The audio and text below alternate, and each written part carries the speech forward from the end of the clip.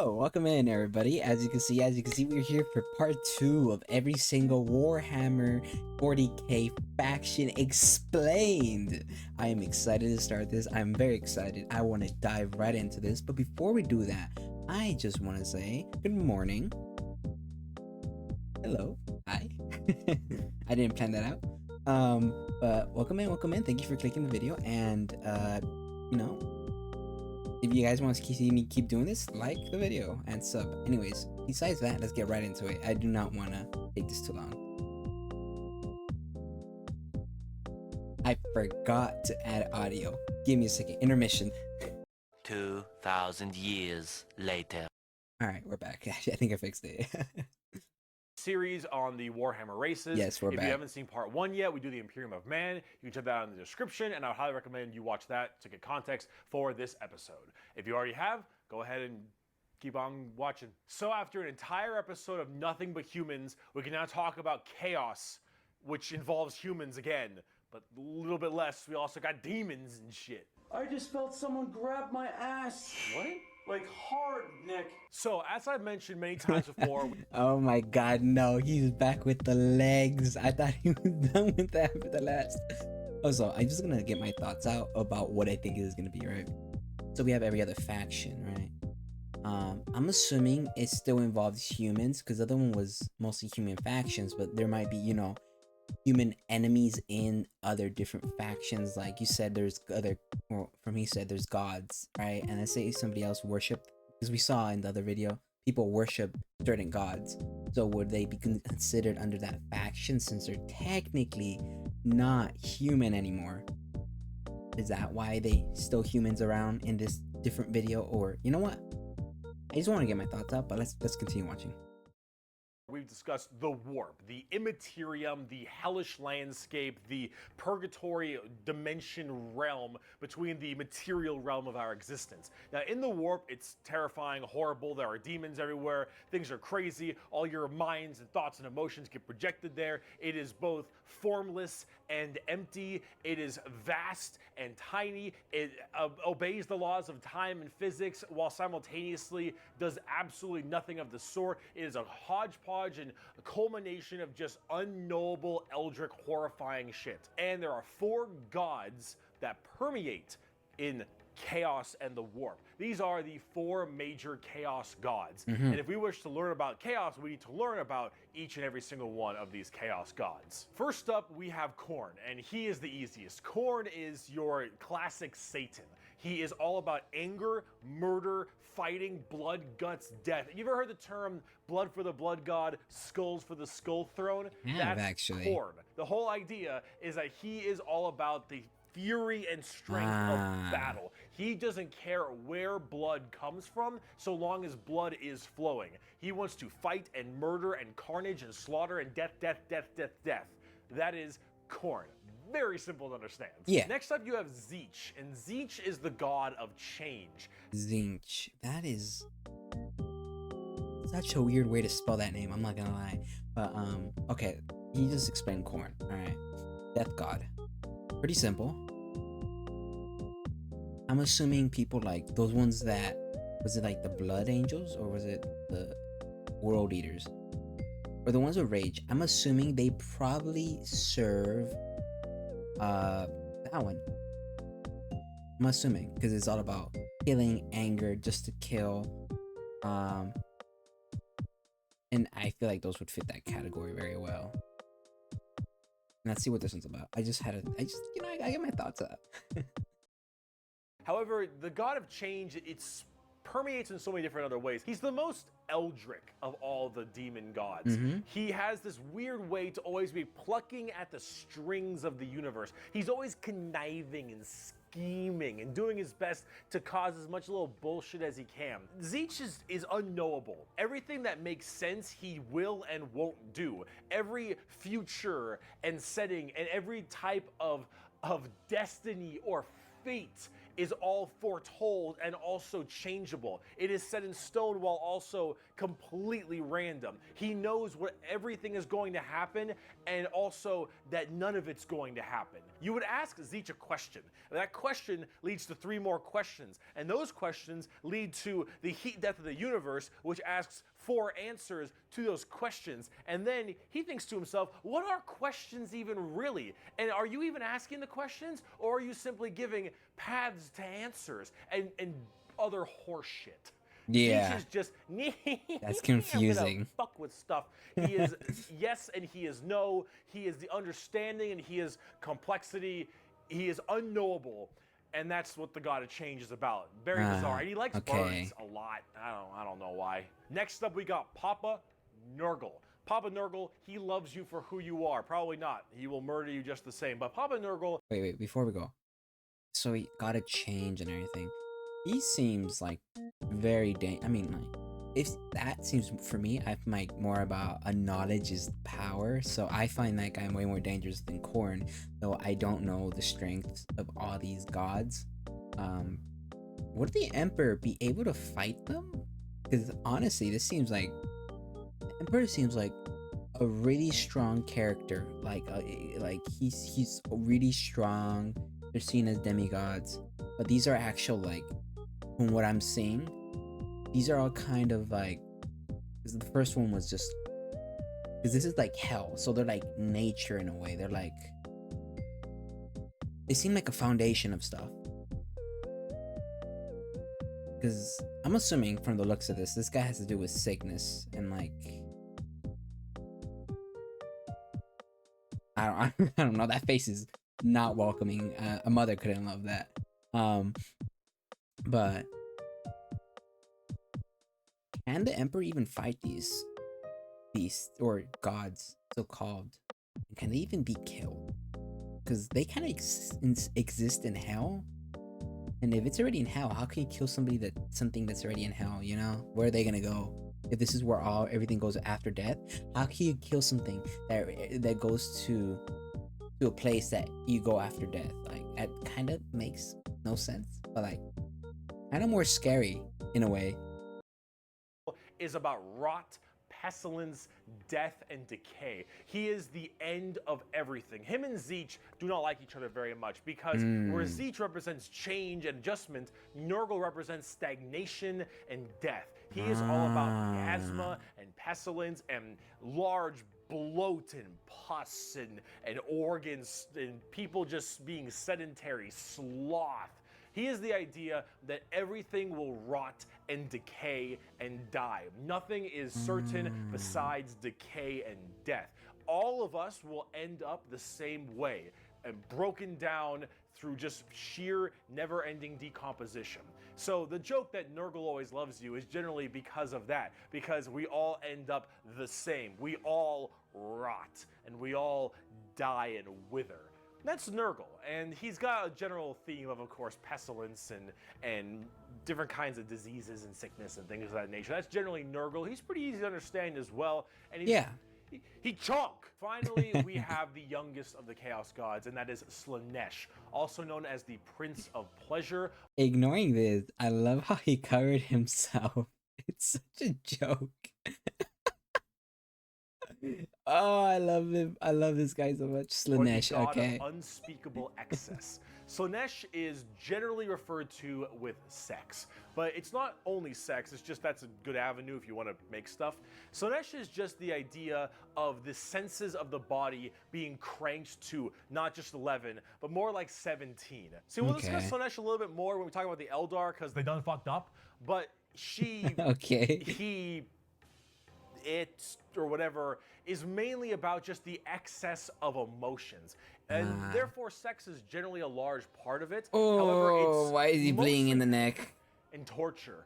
Lots of pain, torture, but sometimes sexually related or drug related. Lots of drugs. Lots of drugs. Slaanesh gets off on everything. Extremes in happiness, extremes in sadness, extremes in pain and sadism and masochism. And of course, that goes along with the sex part of it as well. It's generally referred to with sex because of the color scheme, very purple, lots of exposed genitalia. A lot of their models have like exposed nipples and stuff.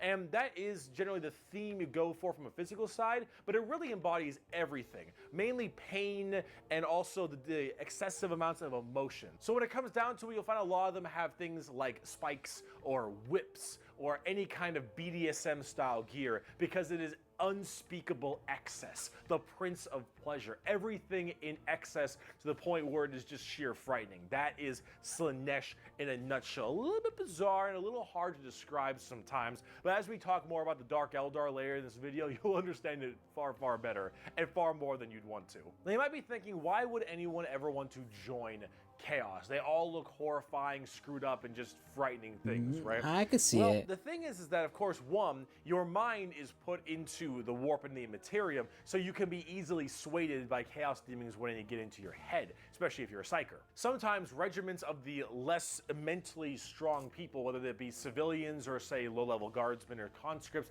can be easily swayed by this and become chaos cultists and stuff, and they serve their dark gods and whatever god they personally prefer.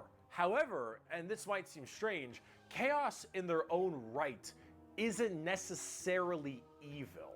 See, the warp is every manifestation of emotion and being, every soul, everything of existence. This includes all the good things.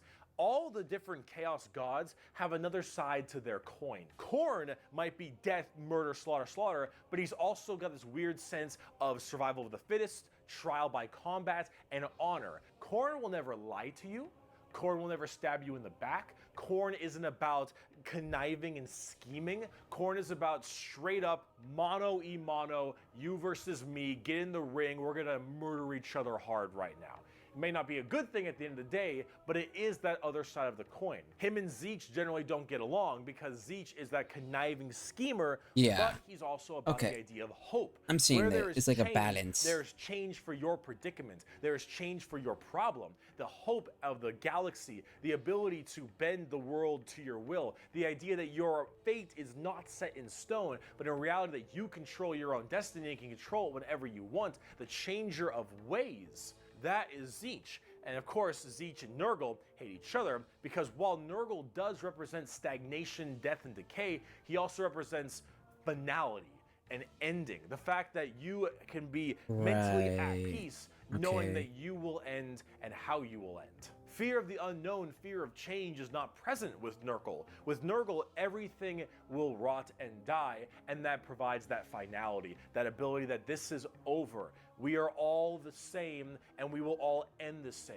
We know the meaning of life. The meaning of life is to live and die and rot. And with that, it brings peace of mind. Slaanesh is a lot more simple. While they are the excess of emotion, they are also the representation of emotion. Slaanesh embodies happiness. Slaanesh embodies excitement and joy and pleasure, not only in the sense of the physical, bam style of pleasure, but also everything else like food and drink and air on your cheek and sunlight, the feeling, emotion and feeling. All of that is also represented with Slaanesh. So you have to ask, why are they always represented as super evil skulls and spikes on everything and want to murder everybody? I don't really got an answer for you on that one. My assumption is that because mentally humans may think worse thoughts, even if we don't act on them, and therefore they're projected in the warp more. That one's a little bit weird. I don't know. This is me spitballing right now, but I don't know. You need a super bad guy. You already got the Imperium of Man. You need somebody to be a little bit worse than them. So you got demons. Honestly, who cares? I just want to buy like a bird magician. Look at him. So cool. So combining all this together on the tabletop, chaos demons are generally very melee based. They run in. Before he explains their functionality on the tabletop, let me just register what I just got information of. Therefore, like I was saying before, it kind of got answered. They look like they were like a balance system, or at first I thought they were just forces of nature that were evil, right? No, they're forces of nature in general that got turned up to 11 in a universe of nothing but war. And you know how you said, oh, our minds think evil things? Well, we've been at war for like what? How long and everything? So that kind of, the worse we think about it, it might be projecting and making it worse for us in general, because we're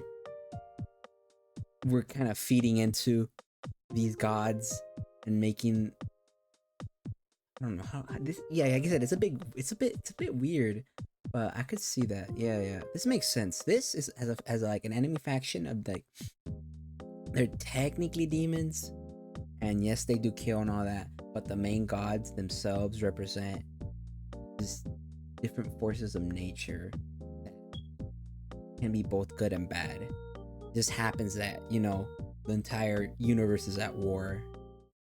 Has go been really hard. You have lots of summoning and conjuring, tons of spells, generally a little bit frail, but they have special saves to make them a little bit stronger. You've got giant demons and smaller demons. You got hordes of little boys and tons of big guys. Demons are as they seem. Demons. Nurgle is slow, Khorne is super scary in melee, you've got Tzeentch who are far more into psychers and spellcasting, and then Slaanesh who is all melee, really fast but squishy, but in lots of hordes of tons of melee and pain damage, of course. So overall, the demons are a huge part of 40k and a massive threat to almost every single faction with the exception of a couple. However, the big part about demons is also transferred into the other 9 Primarchs we didn't talk about, which are the Chaos Space Marines. Yeah.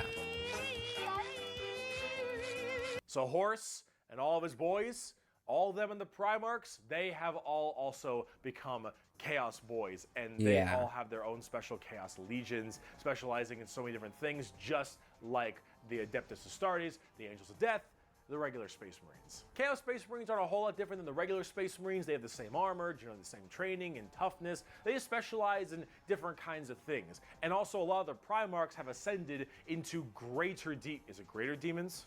They're demon Primarchs at this point. Gigantic, horrifying man-demon hybrids that are pretty awesome, if I'm gonna be honest. They look really cool. But them and their associated legions that they are a part of are all kind of going out there and causing a large ruckus for everyone else. Considering the raw strength and firepower of a legion of Space Marines, imagine that entire legion just converting to chaos and immediately fighting you. It's generally pretty horrifying. There's a lot of them, so I gotta write them down, but you've got the Emperor. Before he explains this, I just got a question for the comments. How strong are the Primarchs compared to the gods of chaos? How strong are they?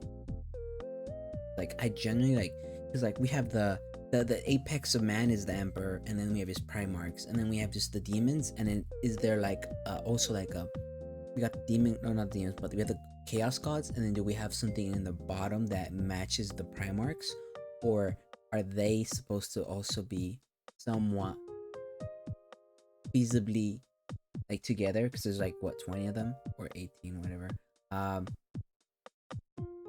Able to go against them. Obviously they didn't, because we got this in the screen, but I'm genuinely curious about that. Anyway, sorry for pausing too much. Emperor's children with Primarch Fulgrim, loyal to Slaanesh. These people, they are some messed up people. They're just sensory overload, tons of drugs, tons of torture. And I think Fulgrim is a demon Primarch right now, and oh god, I am terrified to see what that man looks like, at least on the tabletop, because the Emperor's children are not good people. You've got the Iron Warriors, which are kind of opposite of the Imperial Fists, with Primarch Perturabo, I believe is his name. They're Chaos Undivided. They just kind of serve chaos in a general aspect instead of choosing one of the 4. But the Iron Warriors are big on the siege and fortification, and they're basically entirely against the Imperial Fists and a major rival. Perturabo, I believe, is also still alive, and I'm also very interested to see what he looks like, because Demon Primarchs are badass. You've got the Night Lords with Primarch Conrad Kurz. Conrad Kurz is dead, which is good because he's a sick fuck. But the Night Lords are generally about terrorizing people, and terrorism. They're generally about fear, and rightly so. You've got the World Eaters with Primarch Angron, still alive, also excited to see. Angron, if you think you've known an angry person, Angron is the angriest son of a bitch you will ever know. Angron removed parts of his brain that didn't make him angry, so he could be angrier. Angron. Fucker's mad. You've got the Death Guard with Primarch Mortarion. They actually have their own special codex and their own major army on the tabletop. Mortarion himself is actually one of the models, and look at him. Look at him. Awesome looking. It's so cool looking. Yeah. Of course, Nurgle based, obviously. So very slow, but very tanky. You've got the Word Bearers with Primarch Lorgar, Lorgar is, I believe, still alive. I don't know what's up with him at the current moment, but the Word Bearers are generally the people who caused all the major problems in the beginning. At least I blame them for it. They're little assholes. You got the Black Legion with Primarch Horus. Get fucked, nerd. You've got the Alpha Legion with Primarch Alfarius Omegon. Chaos, I think. And then finally, you've got the Thousand Sons with Primarch Magnus the Nerd. The Thousand Sons also have their own book, just like the Death Guard. Magnus is also a tabletop model. He looks super cool, as you can tell, and they're all super heavily Psyker and kind of Egyptian themed. They look pretty neat. But overall, with all of these Chaos Space Marine factions, you can play as a lot of different ones, but the main ones that you could really work at are standard Space Marines, Chaos Space Marines, as well as the Death Guard and Thousand Sons, as they are the most fleshed out, especially on the tabletop at least. See this right here? This is a really good way to describe the Chaos Space Marines. What the thick-headed fools with their broken corpse of an emperor fail to understand is that not only can they never defeat us, but they cannot hide or flee or shield themselves from the triumph of chaos. They are finite and we are unbound, undivided. They must not err, or they shall fall to heresy. All who fall join our cause. Every imperial fool who dares to open his eyes is a willing recruit. They strive merely to hold back our fury and might, and it consumes them.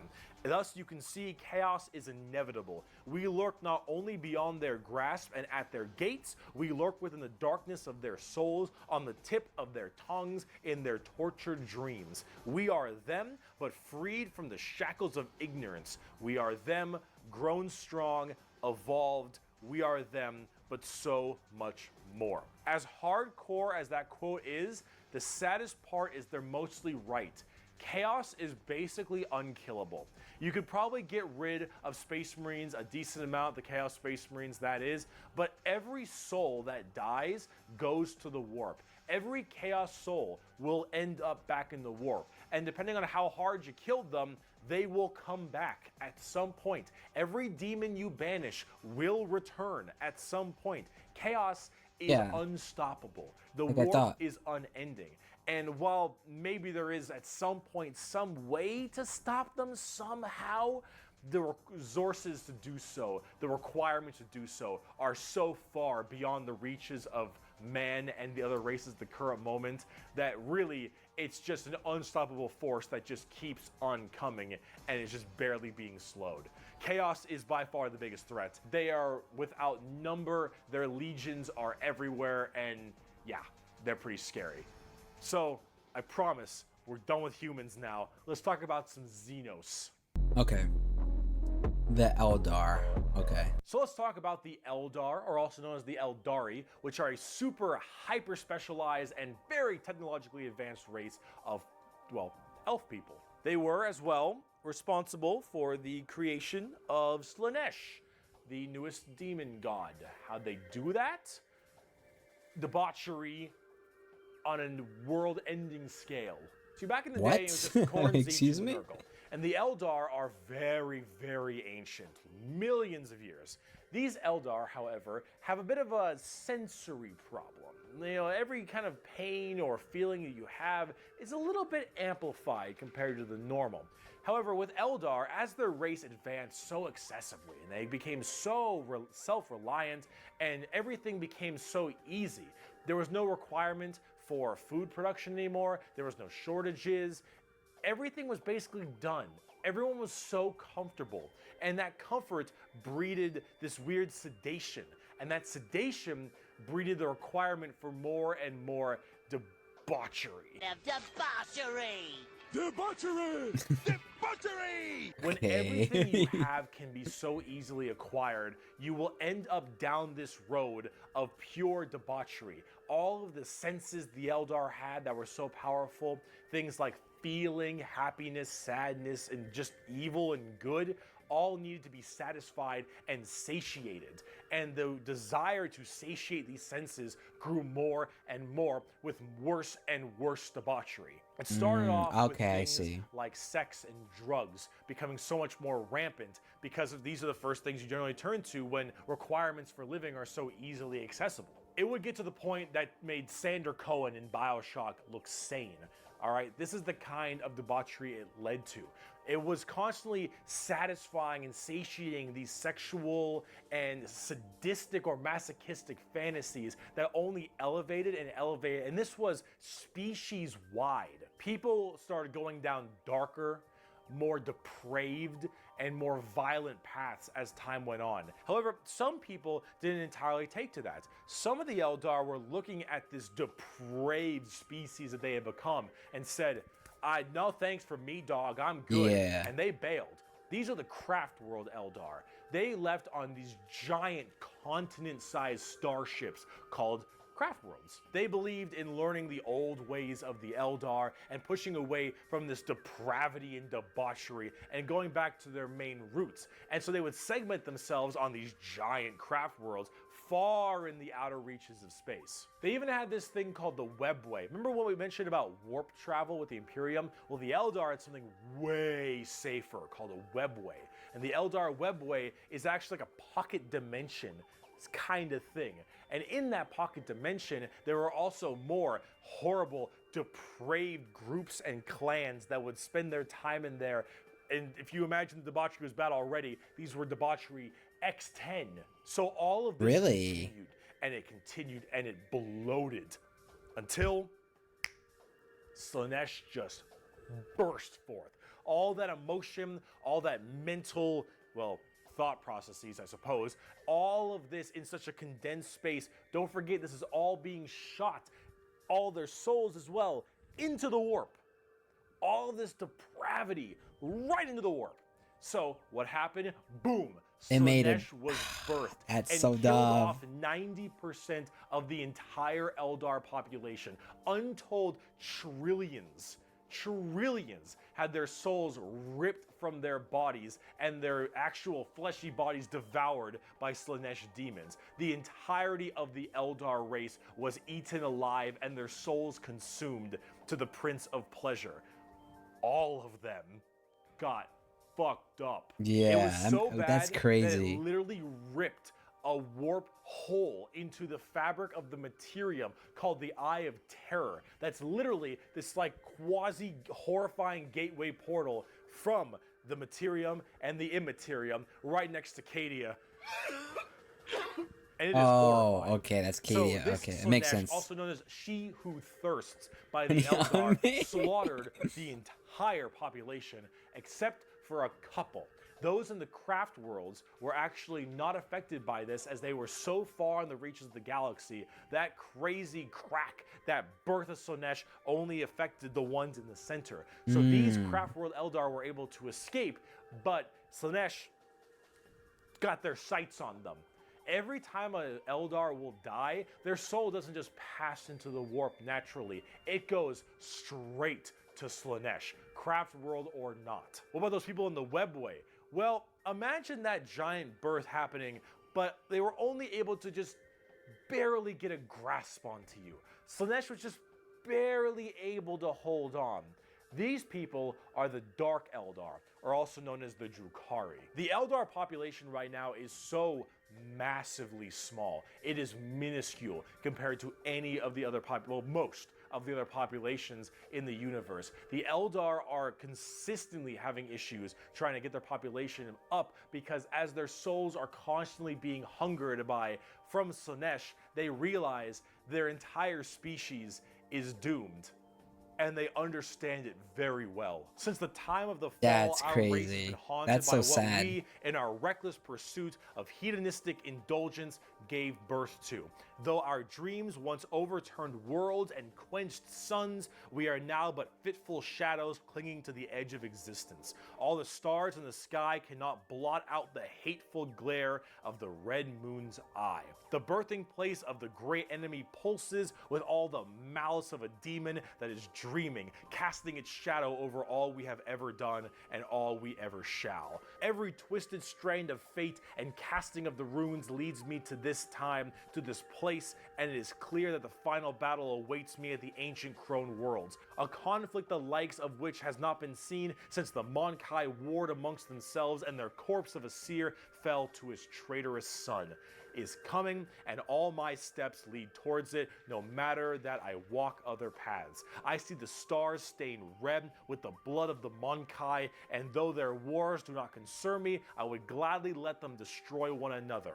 I know that to avoid this fight is to condemn my race to inevitable doom, and though all I see is darkness, I know that I will not flinch from my destiny. And now let's talk about cute plastic models. Bro, I'm straight up not having a Yeah. good time. The first playable race we have Before for the we go- Eldar oh, fuck. are the Before we go talk about that, that's so sad. Not for the main ones. The main ones, they deserved it. They got what was coming to them, you know? That's what they did. They fucked up and they screwed it up for everybody. They made stuff that was already bad worse. All right, them, okay, I get it. But for everybody, like the ones that ran away and were like, listen, we're not about that. I feel bad. Now they're just condemned to just have a horrible fate because of everybody else couldn't keep their shit together. I had more. And that's what happens when you have everything. Want more. And then let's see. What do you guys have? Eldar and living in those Craftworld starships I mentioned earlier. Mhm. And each of them have their own kind of craft world, almost like a Space Marine Legion. Each craft world is in itself its own special kind of group. And the Eldar themselves are very fast and rely a lot on trickery. They are squishy, a bit weak, but they're very in tune as psychers. Tons of psychers across the entire Eldar population, and their weaponry and abilities are fast and extremely hard hitting, but of course rather fragile. Understanding an Eldar's brain is an exercise in futility. They are all over the place in confusion and trickery on a whole galactic scale. They fight weird, they think weirder, and Eldar in their own right really rely on this to keep their species alive. They need to think about deception and the strangeness of what they do if they truly want to not be immediately murdered and slaughtered wholesale thanks to their entirely small population. However, I must say that it seems like their population is getting slightly better. These craft worlds hold millions upon millions of people. And as they continually, reproduce and have their craft worlds expand, losing a few people in battle, while hurts a lot, they aren't really losing what's extremely precious to them. It's not like every single death means the death of their species. It seems like they're kind of on the upturn a little bit. They're still a doomed That's race good. being sucked into Slaanesh every time someone Yeah. dies, but they are definitely doing a little bit better than they were before. Eldar are fast, cunning, and what they don't make up for in tankiness, they make up for in extremely advanced weaponry. They also call humans Monkai, which is something I mentioned earlier. That is a derogatory slur for humans in the Warhammer world. Why is it called Monkai? Well, it's because you can't, in your game, call people monkeys. On the Yeah. tabletop, exactly what I said. Not very tanky. Oh generally my pretty squishy, God. hit like trucks and move at Mach 5. Fast, hit hard, die fast. Exactly how it sounds. They've been good for a very long time, too. We bring only death and leave only carry on. It is a message even a human can understand. Eldar. So, Drukhari. Let's talk about the Dark Eldar. On today's episode of How Fucked Up Is Fucked Up.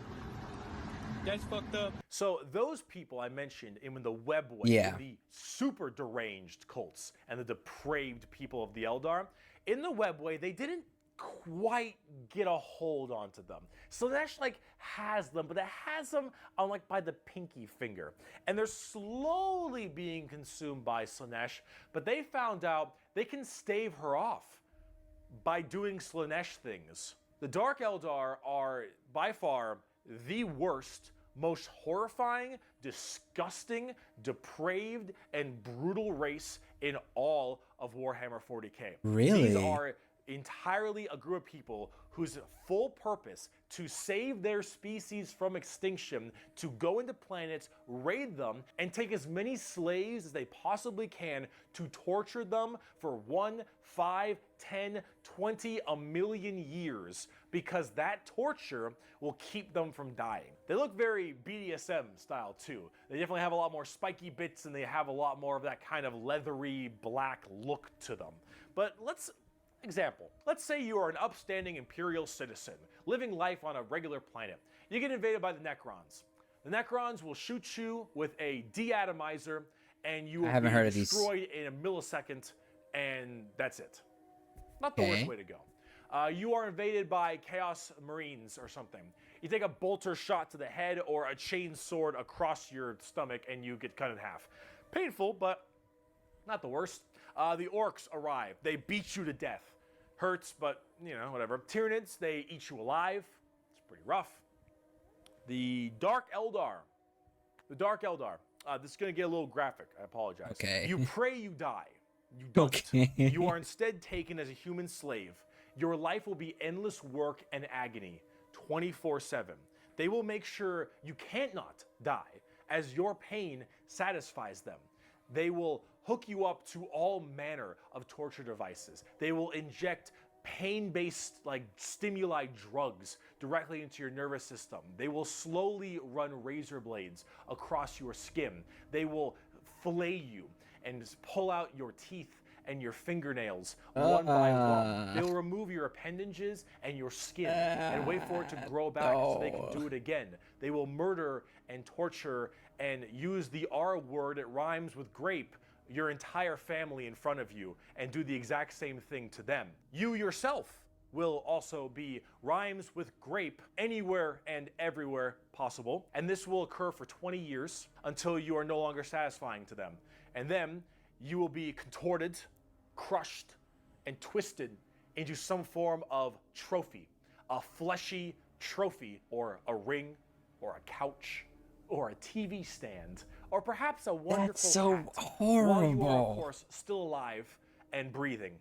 And you will become a moaning, fleshy trophy for eternity. And that is what happens when you are taken by the Dark Eldar. They are the most depraved, most horrifying race in all of 40K. Yes, they are. Depart, and they do it so they all don't die. They are literally forced to do this, because if they don't, Slaanesh's grip will get harder, and they will have their souls pulled away. So long as they keep doing this, Slaanesh is like, "You're doing good, man. You're doing solid. You keep that shit up, you elf-eared bastards." That's the Dark Eldar. That's Drukhari. so dark. They are Oh my horrible. On god. tabletop, they're actually kind of like Eldar, but more extreme. They are even squishier than the Eldar, but they hit generally even harder. Fast attacks, skirmishers, really quick, speedy, get around them, do a lot of damage, get away kind of stuff. That's most of the Dark Eldar. Look up the definition of grim dark in a dictionary. You'll find a picture of the Dark Eldar. Nah, they deserve death. Sev from Republic Commando. A quote from Mr. Vecht. "We are the lords of despair, masters of terror. Dread and agony are our meat and wine, and they are plentiful indeed." I don't know about that. Dark Eldar. Let's talk about the Harlequins. Clowns. What's the matter, Andy? Clowns. Don't you wanna have some fun? The Harlequins are a Hold bizarre... on. Before we talk about that, let's just understand what we just been told. That's death thought of the I'm sorry, but no, you can't exist in this universe. I know there's a lot of horrible things, but that's too horrible. God damn, I'd rather not deal with that. Exterminatus, all of them, the entire thing, destroy the webway. I don't care. race of Eldar. They're demonic clown performers. They're like a weird mix of Sander Cohen from BioShock and Jin from League of Legends, but in a more clown theme. They're artists of death and perfecters of their craft. They do not belong to Craftworlds or any of the weird Drukhari people. They guard something called the Black Library, which is this giant tome of never-ending knowledge deep in the heart of the Eldar webway, and also guarded by their god named Kegorok, I believe is how you pronounce his name. Oh, they have a god? He is the laughing god, but it's the Eldar's laughing god? And these are the Harlequins, the Harlequin clowns. These are Eldar clowns, okay? So imagine the things that an Eldar, these depraved individuals, would find funny. And this is the god of that. It's a horror clown. These are gods of horror for us normal people. For them, they're like, oh, it's so funny. They're all dying horribly. Honk, honk. They're very bizarre and difficult to describe. They've escaped the ruinous powers of Slaanesh somehow, but their main thing is guarding that Black Library. And the Harlequins just... they're demon clown performers. They're barely any models on the tabletop. They're good in melee. They're demon clowns. I'm not sure. I got a quote. It is too easy for an Eldar to embrace the obscene virtues of chaos, for Slaanesh is nothing more than a manifestation of the Eldar mind in its most wild and unconstrained form. Human morality is meaningless to the Eldar, and to the dark side of the Eldar mind, all life is to be expended at a whim. Cruelty and generosity are but the impulse of a moment. Beauty and sensuality are virtues that can be expressed in bloodshed just as easily as in song. To an unfettered Eldar mind, there is neither sanity nor madness, but merely a wave of perfect existence fulfilled by its own savage momentum. They're very strange. The Harlequins, Drukhari, Eldar, they are an anomaly that make humans seem completely easy to understand in comparison. They range from rekindling their civilization to horrifying murder and also clowns. They're all over the place, but honestly, they represent quite well and are rather interesting, especially with the whole Slaanesh murdering everyone bit. So, yeah, Eldar. Now, bugs. Before we go to the bugs, how strong is their god? I'm curious. How strong is their god, their laughing god? Like, if that's their god, like how strong is it? He didn't really go into any of that, but I'm curious. Has it intervened in any way or anything? Like, you know, or is it just there? Mom, they following me, Mom. They following me. The bugs. In the bugs. The Tyranids. Now, you want to talk something a lot more fun, a little more simple than all this crazy Eldar shenanigans? Let's talk the Tyranids. They're bugs. Do they look like Zerg? Hell yeah, they look like Zerg. You want to know why they look like Zerg? Because they were actually supposed to be what Zerg were. Apparently StarCraft was supposed to be a 40k game in the beginning, hence why they look so much like Eldar, Zerg, and the Imperium of Man. Like, kind of Space Marine-y, those Marines, huh? They look a little bit Space Marine-y to me. Maybe. I don't know. You really fucked up on that one, Games Workshop, didn't ya? Tyranids are a giant infestation of unfathomable proportions. These are giant, extremely bio-advanced hive mind organisms that are basically all about absorbing as much biomass as they possibly can to evolve and mutate to be extremely potent and powerful and kill and eat anything in their path. They are probably the least evil faction in all of 40k because all they want to do is eat shit. They want to nom nom the entire galaxy. They hangry and we food. Also, this Tyranid hive mind has a presence in the warp. In fact, Tyranids in their own right have a massive presence in the warp. They have a thing called the shadow in the warp specifically, where when they are coming in to invade a planet, they have this weird ability to kind of cut off the warp on all the psychers on that planet. That's and crazy. How you get help across the stars?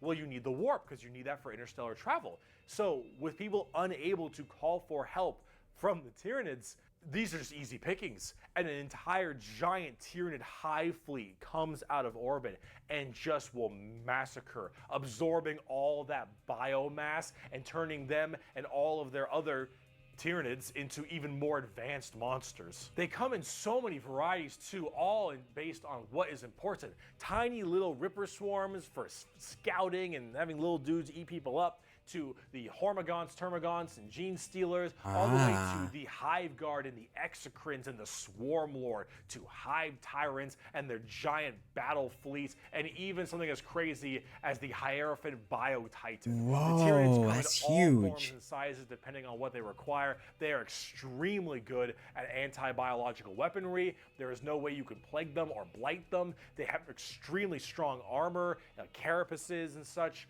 Tyranids are nigh perfect organisms and are pretty spooky when it comes down to how they handle all of their genetic material. Keep feeding them, they'll keep evolving. They keep on creating new horrifying organisms to spread across the galaxy. And you know what the most terrifying part of the Tyranids is? We might be surrounded.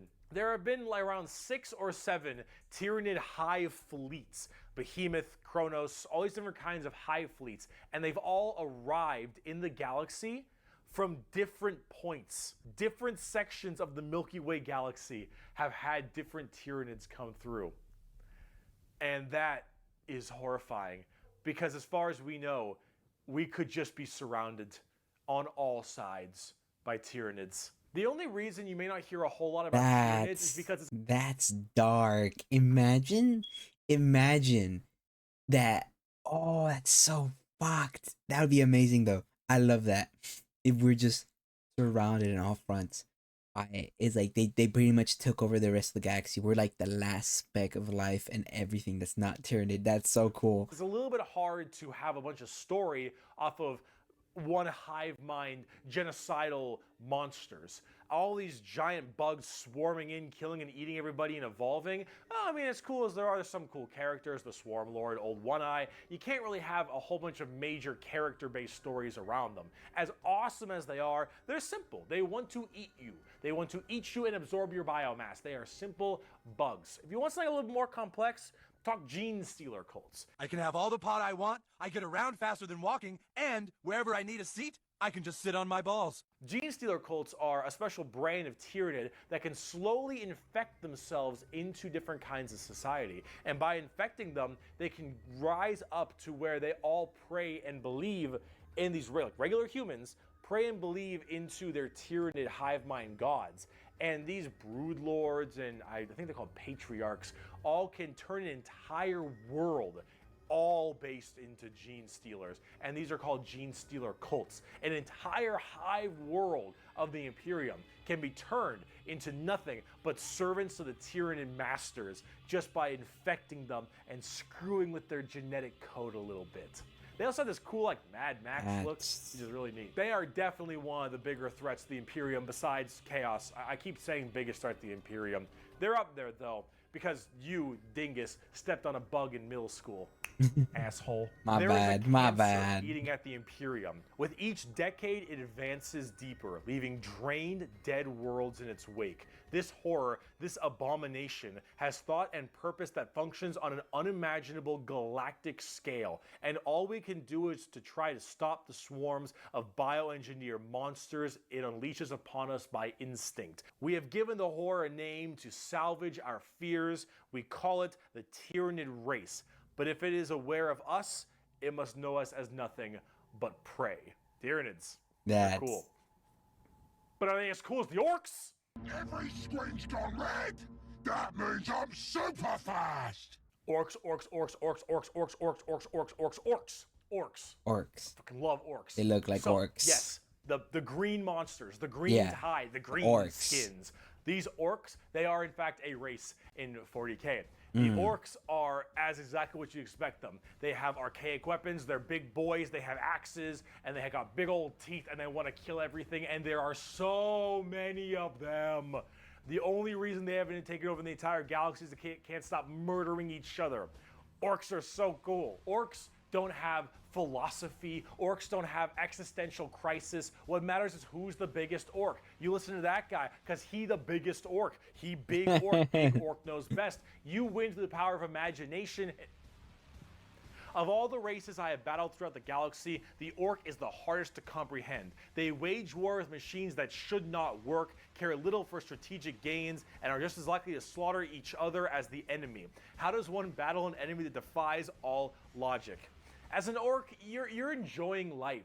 You're enjoying the life you're given. Your whole life and job and purpose is to get up and beat each other to death because you can.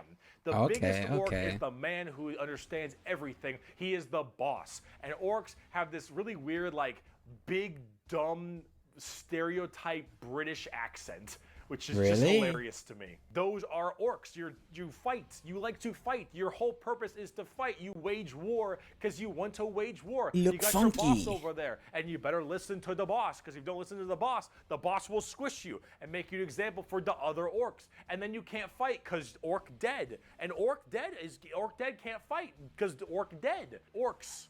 They scrap together machines out of parts that don't make any sense, and because they believe, they have the mental imagination that that machine will run, it'll run. If that machine's out of gas, you're driving that machine with your fellow orcs, and the biggest orc is behind the wheel, and you run out of gas, some orc behind you is like, oh, oh, Zog, we're out of gas. And the big orc is like, no, we're not. I filled the fucking gas tank up earlier. And all the other orcs are like, oh yeah, you did do that. And then you turn the fucking mech back on and it works again. Does No it way. have gas? Probably not, but it works. The power of imagination. They paint things red because it makes them think they goes faster. So they literally have the power of imagination. How? What? Huh? How? What do you mean? Can they like can like they mess around with probability or something? Do they have like not magic, but no, they haven't even said if they have warp powers or not, or psychers or not. They just have the power of imagination. If it's literally not psyker energy, but just their power of their actual imagination, I would love this faction so much more. They paint things purple because it's the sneakiest color. You wanna know why? You ever seen a purple orc? Didn't fucking think so. Orcs are also like ancient as hell. They're back in the Eldari time frame. But back then they were called Orks, and they were much larger and scarier and far more intelligent. Now they're just orcs, and they're big, dumb, and they smack things. But they're pretty spooky.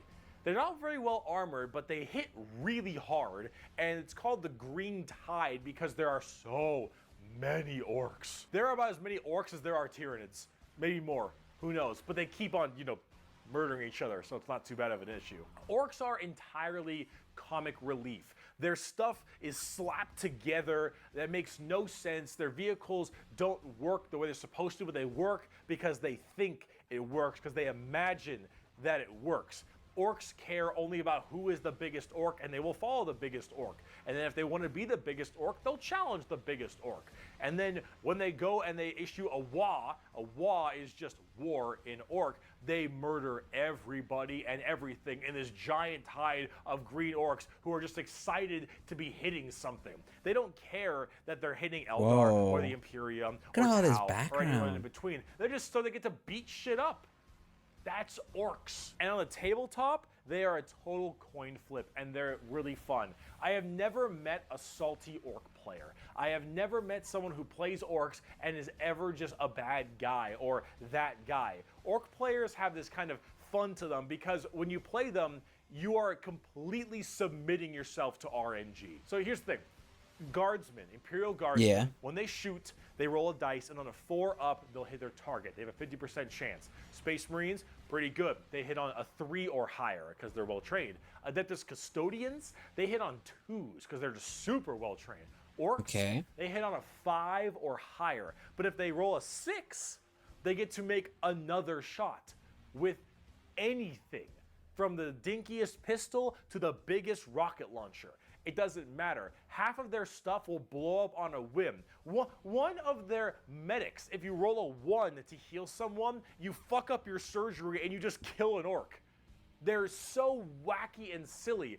But the thing is if you roll well, you roll high, and you keep rolling high, you are going to crush people. I would imagine. If you don't, you lose. I mean, that's what you get when you play orcs. Yeah. That's what happens when you play orcs. It sounds fun. Flip. Which is why you can't be a salty bitch when you play orcs, because things won't go your way. It's just the roll of the dice. You're playing a dice game. But if you're going to have fun and you want to be stupid and you want to be silly, you're going to play some damn orcs. Yeah, but on the that sounds side fun. That sounds like something I'll play. Let's talk about the Necrons. Before we do that, also, the Necron design looks awesome from what I could see right here. Anyways, the orcs sound fun. I like them very much. They sound they sound great and amazing. And the fact that the only reason they haven't beat everybody is because they can't stop fighting themselves makes it so much more funny. The fact that, damn, these guys are built for all of this and could probably come out winning if only they didn't fight. And I wonder how scary the orcs were back in the day, It's like we're fighting the orcs, not the corks. And if the corks were bigger, meaner, scarier, what were they doing that happened? What happened to them for them to fall back all the way down to being orcs? Or maybe it started as orcs and went to corks, or were they corks in the beginning and then they devolved into orcs? I don't know. Let me know. Necrons. Ooh, the dumb music. The Necrons are spooky, scary skeletons and very grimdark again. They have a much more fleshed out lore than before. Back in the day, they were just undead Egyptian space terminators, and they still look that way, but now they actually have a story. So way back in the day, you had the Necron tier. Kind of see a theme here: Eldari, Eldar, Krork, Ork, Necron, Necron tier. So the Necron tier were this race of generally kind of shitty people. Not because they were personally shitty, because their lives were awful. They were ill-fated to a horrible existence of like radiation and a terrible planet they lived on, and everything just really sucked. Being a Necron tier was just really depressing. They really were looking for immortality. They were extremely reliant on the hope that they would eventually find the key to living forever and just stave off this horrible nature that they were thrust upon them, and therefore they could become the most dominant race in the galaxy. And they found this group. They're called the Old Ones. Imagine them kind of like the Forerunners in Halo or the Xel'Naga in StarCraft, right? Okay. These Old Ones were these strong, pretty much omnipotent beings, and they, of course, knew the key to immortality. So the Necrons went to them and said, please, show us your ways. And the Old Ones said, no. Piss off. Yeah, Not okay, really. that's they worse. Were a lot more humble about it, but they did not want to share their secret of immortality with the Necrons. The Necrons, of course, took this very well and waged war with them, kind of under this united banner. The Necron different dynasties didn't really like each other, but under this one man, the Silent King, he thought the best way to unite his race was to do this giant war with the Old Ones out of spite for them keeping the secret of immortality to them. This was known as the War in Heaven, and this is actually like a multi-stage war, because during this war in heaven, they discovered the Star Gods, a whole new race of people known as the Catan, or the Catan. These Star Gods were also very much like Old Ones, almost omnipotent beings, and they too had the key to immortality. And so the Necrons went to them and said, hey, can you help us fight off the Old Ones? Can you help us kill these Old Ones? They said you, yes. The Catan, and the Catan said yes. Oh, and that's in fact, so cool. We can help provide you with the immortality you so desperately seek. So the Silent King of the Necrons decided to make a pact with the Catan to allow them to accept this generous gift of immortality upon them. But this, of course, had been a horrendous trap, and the Necrons were dragged in chains to this biotransference where their flesh was stripped from them, replaced with nothing but a metal hollow shell, as their souls were ripped from their body and fed to the Catan. And the Catan fattened up. They got chonk on the souls of the Necrons. As this was their plan all along, they consumed the flesh and souls of the Necron tier and turned them all into unwilling robotic slaves just to serve their will. And then, with their new-founded Necron army, they pointed their guns at the Old Ones, and the Catan continued their domination of the stars and their genocide, complete and full genocide of these Old Ones. The Old Ones did their best to stave it off. They even created other races, the Eldari and the Orks, to try to fight off the horrifying Necron army and the Catan above them. But there was absolutely no possible chance for them. And the Old Ones were absolutely extinguished across the galaxy. Their entire race completely removed. Full-on 100% genocide. However, during all this, the Catan, so just infatuated with their victory, started fighting each other for fun, for sport, and for small differences. Doesn't matter. The Catan, with these overpowered people, they're going to eventually hit each other at some point. And as they began just menially fighting each other, the Eldari and the Orks actually started pushing on the Catan's borders a little bit, giving them a little bit of a run for their money.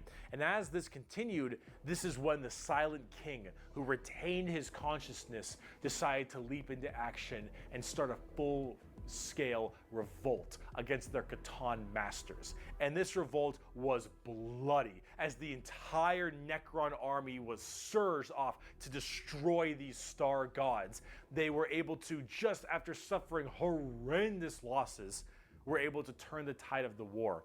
And they took these Catan and they blasted them. Because as these star gods are unkillable, they were able to break them into thousands of shards and entrap them in giant stasis vaults to now actually be slaves to the Necrons. And with the Necrons having the entirety of their old gods enslaved to them, they realized that soon their race was about to be attacked by the overcoming new races, the Eldari and the Orks. And so what they did is they retreated into giant stasis tombs in order to preserve their energy and their strength for when one day they would be reawakened and they would be able to rule the galaxy that was rightfully theirs. And then some dingus Adeptus Mechanicus guy diddled with a green console, and now the Necrons are back and they see all these primitive races on their lawns and they think, get the fuck off of it. The Necrons are back, super advanced, and they are here to reclaim the galaxy that they so rightfully believe is theirs. Now at tabletop, they're a lot like that. Tons of— Before we say that, you go on. I have to say about this is the coolest so far faction I've seen, honestly, and it's such good lore. And honestly, how have these guys not won yet? Is what I'm asking. If we woke them up, they clearly won before against almost gods. So why haven't they won now? Do we have something on them? Are they just that few in number? Their designs are awesome. Sorry, I don't want to pause too much. I'll just continue. I was just getting this off my mind. Undead Egyptian skeleton robots that when they die, they just get right back up because they keep on reanimating. Hard to kill, tons of crazy stuff. You can use the Catan themselves as units to fight with. It's pretty cool. The Necrons are one of the three major events in 40k. The Horus Heresy, the Fall of the Eldar, and the Awakening of the Necrons are all pretty substantial events. And the Necrons themselves are pretty dang cool as well. Here's a good quote from a wonderful Dawn of War game. Lucky creatures, as long last you have found the tranquility of death. I was like you once, clinging to life and blind to the truth. When I uncovered the truth, I too shuddered and paled with fear. Deep in these catacombs I was remade. Here my brethren slumbered for eons while the living grew like weed. My Lord knew this day would come. He had plans for us all. We would purge this world once more. So come, poor victims of life. We will grant you tranquility in these crypts. Kronos will be a tomb world once more. Necrons are also pretty smug. Trazen the Infinite especially, a little dickhead. But speaking of dickheads, last race, let's talk the Tau. We made a fucking walkie. Okay. The exact formation of the Tau Empire is not entirely understood. However, a long time ago, many thousands of years ago, in the 40k world that is, some Imperial navigation vessels were going around through different areas, and they saw a primitive race, blue people, smacking each other with sticks and stones. And they thought, nah, dumb Xenos race, who gives a shit, and they bailed. Then this giant warp storm occurred right in that major area, unable to be breached. Then, once that warp storm 6,000 years later subsided, hello, those little sticks. Well, they decided to actually have no war of any kind and all just unite together under one flag of the Tau Empire. And now they have gigantic starships and Gundam robots and lasers and railguns and mechs, and they are here to ruin your day for the greater good. That is generally the Tau Empire. They have this kind of feeling of this homogenous group. All species can go underneath the banner of the greater good. The greater good is their idea of the fundamental increase and help of all. In fact, they are most likely the most like the Covenant in Halo, where they have the overarching prophets, being the ethereals, who are actually kind of dicks and like to pull at strings a little bit, but then you have all these different races directly underneath them, and they all work together in this big group as this large, foreboding race that tries to spread their weirdly pseudo-religious influence across the galaxy. The alien is not intrinsically evil. Do not hate him. Pity him, his ignorance. Seek to understand his differences and equate him with his inadequacies. Only then will he accept his place in the greater good. that is generally the Tau. And if you're kind of wondering like what their mainly big shtick is, well, they're all about big robots and mechs. They have laser rifles and rail guns. They got giant mechs with tons of missile pods and heavy rail rifles and rail guns and burst cannons and ion accelerators and void shields and all this stuff. And that is generally what the Tau's all about. But you're probably thinking, Bricky, this doesn't sound that evil. No, it doesn't. Doesn't sound very grim, dark Warhammer. And you'd be right. The Tau Empire really don't have that much of a horrifying, grim, dark style like everybody else. They're much more younger, new age thing. In fact, they're probably a lot less evil and a lot even better than they are now back in the day, because they liked having like that good guy faction. But a lot of us who really like the dark, depressing style of Warhammer didn't really like it that much. So, see, the Tau get a lot of hate, and a lot of that hate isn't necessarily unjustified. It's mainly from a tabletop perspective, but as you can see from all the visuals I've shown you recently, they don't really fit in the 40k universe very well. They lack that super dark, dramatic, kind of high gothic level the Imperium has. They don't have the weird kind of like grungy stuff that Chaos or say the Orks do. And the Necrons and the Eldar have their own specific style as well. The Tau really do look like something out of Gundam. And while it isn't necessarily a bad thing, it does definitely not fit too well. There's that. There's also the tabletop problem. In tabletop, Tau are horrible at melee combat, but exceptionally good at range combat. So they blast everyone from really, really far away, and they have a million rules to make it so that it's nearly impossible for you to get into melee combat. So it basically just forces you to bottleneck the game into one specific gameplay style, which is gun to gun. And if you're doing gun to gun, they're going to win every time, because they're the Tau, and the Tau are really damn good at shooting. So it's one of those things that make the Tau generally rather hated, and a lot of different reasons for that, both from style and such. But this is actually one of the things I wanted to end this video with, is that the Tau, while they have their issues, you should not be discouraged from playing them. I'll make plenty of Tau weeaboo jokes, of course I will, but it's all generally in good fun. Anyone who legitimately doesn't want you to play a faction is an idiot, and you shouldn't be giving them the time of day. You pick what you think is cool and what you that makes sense. like. In Warhammer, especially now, factions get better and they get worse. They grow and then they fall. You should only be playing what you think is cool. You like the look, you like the models. If you're talking tabletop, that is what you should be going for every time, is what you think is badass, because things change all the time.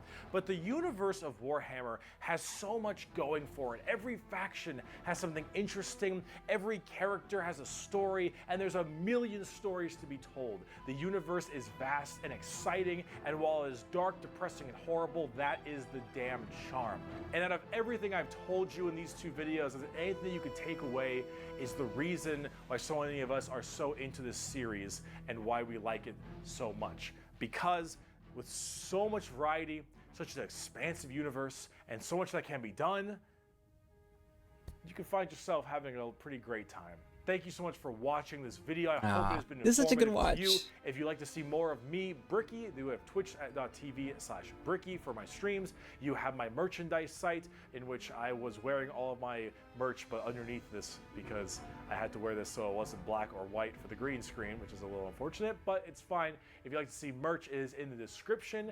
Also, if you'd like to support me on my Patreon page at patreon.com/Bricky for more videos like this, then that would also be wonderful. So Twitch, merch, Patreon, anything if you want to support, that would be fantastic. I'd appreciate it. If not, I'm just stoked you got all the way to the end of the video, and that is enough for me. So I'm going to be having some more content like this out in the future. Thank you so much for sticking around this long and being with me through this pretty rough time. That's, I think, all I got. Also, before I go, let me leave you with my favorite Warhammer quote. He who scoffs at the power of the las gun has never ran through a field of 1,000 of them. Bye-bye. Oh my god, this is pretty good. Okay, what do we take away from this one? Fuck the purge the Dark Eldar. Alright. The last race? It feels like I like them just because they're normal. And in a world with this crazy, there has to be something normal, you know? Somewhere. I'm fine with that. Chaos gods are like pretty cool. I'm not gonna lie. I like their concept. They're pretty much seen as a force of nature, and their armies cannot truly die. So that's like, wow, how do you fight that? And then the orcs are funny. The orcs are hilarious. I love them. Have you ever seen a purple orc? No. Then the color purple makes you stealthy, and it works. Why? Because the power of imagination. And then I also I love the Craftworld part, all of that. The Wars of Slaanesh. That was all pretty amazing to hear lore-wise. So much story around here, and it's just a lot to take in. So if I don't remember some of it, please have patience. It's still processing. I'm not that great at understanding everything off the bat. It was a great video. I loved it. I loved obviously Bricky's legs every time. You know, his customizable little joke that he did is amazing. And it's been a very, very good watch. I hope I didn't pause too much.